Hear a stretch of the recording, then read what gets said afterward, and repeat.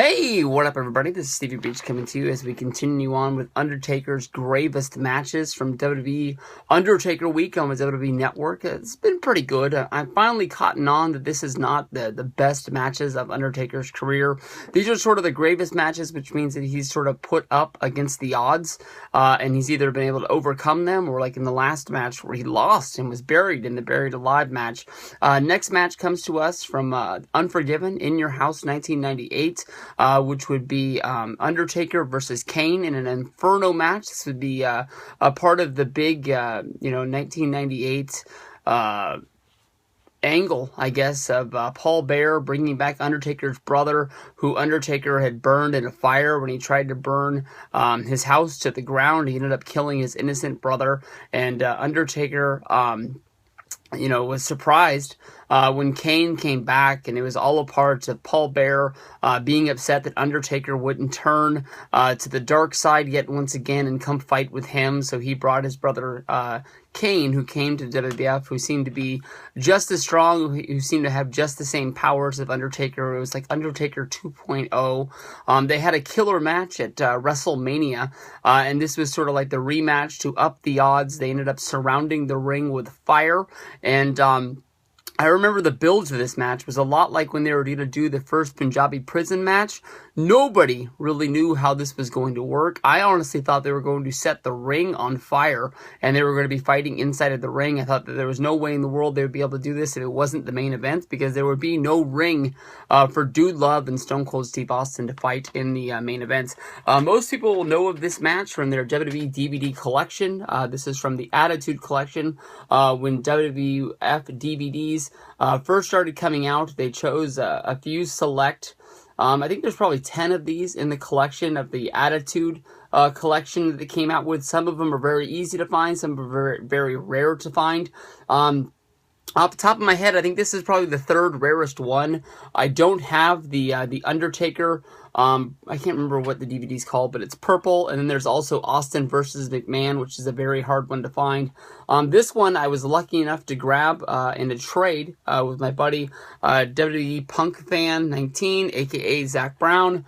In Zach We Trust is his former name on Twitter, and I think he just goes by Zach Brown now on Twitter, but I'm not officially sure. Once you become real friends with somebody, it's hard to remember what their thing is once they change it a few times. But here we go. Unforgiven, In Your House, Inferno Match, Undertaker versus Kane. The match is probably one of the best known matches on here. Dude Love versus Stone Cold Steve Austin on the show was pretty good. Then there's the Outlaws against LOD, Luna versus Sable in an evening gown match. You've got the Rock and Roll Express, the Rock and Roll Express going up against the New Midnight Express for the NWA tag titles. Triple H and Owen Hart, I'm sure that match was good for the European title.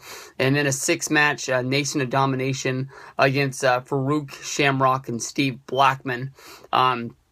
Pretty good stuff there, but the Inferno match is what we're here to talk about.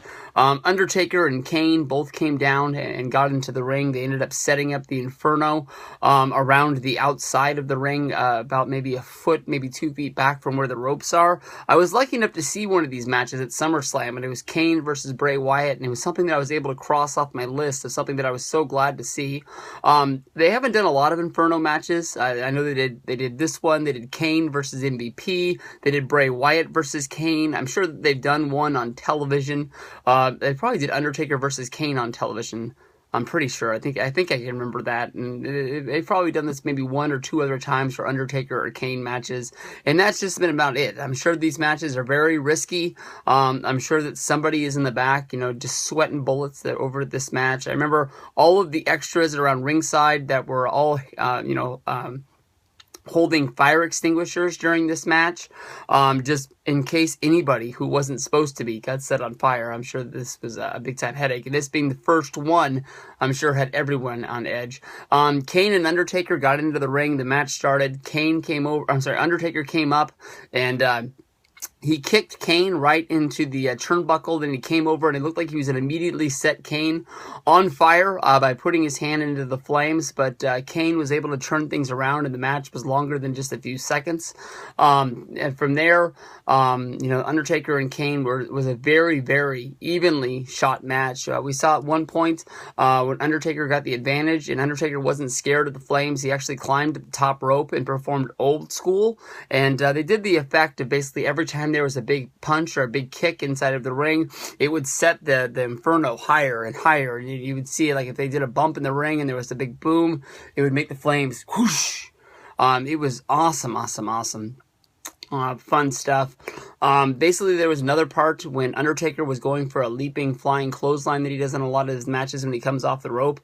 Kane just basically sidestepped the flying Undertaker coming out of him, and as Undertaker crashed and burned, it was like an airliner, making a crash into the ground and just skidding, and Undertaker skid, and he came right up to where the flames were. They got a very, very close shot of Undertaker just barely looking at the flames, like, I gotta get the hell out of here. Very, very fun stuff. As they're fighting around, Undertaker actually picks up Kane and throws him outside of the ring. At this point, Kane looks back at the ring, he sees the fire, and he's just basically like, forget this, I'm out of here, I don't want any of this. And as he's walking up the ramp to walk away, we see returning Vader come out, and he fights Kane all the way back to the ring. I don't know where Vader had been, but they made it pretty obvious that he wanted revenge on Kane, so somewhere along the way, Kane must have taken Vader out, which I was sort of surprised by, because I thought Kane came in and the only person that he really had a feud was against Undertaker, but maybe in order to show the strength of Kane, they must have had some sort of a match or something along the way where Kane, took out Vader to show that how, powerful this guy was. Undertaker wasn't friends with Vader, so basically he was inside of the ring. He wanted to get out where the fight was, and he did an over-the-top suicide dive where he landed on Kane and Vader on the outside.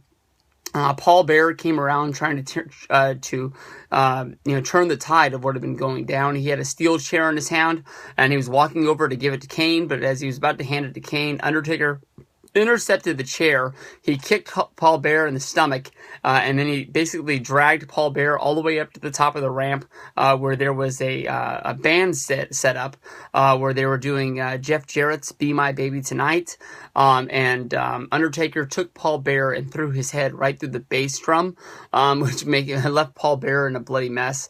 Undertaker walked down to the ring. He just basically gave a big boot to Kane's face, and Kane fell right back into the ring where he set his arm on fire, and he held his arm way up as the flames were coming way off of his arm and his glove, and he just basically, he didn't really run, but he walked as fast as he could to the back to make pretty much as soon as he went through the curtain. I'm sure they either shot him with the fire extinguisher or somebody wrapped the big towel around his arm.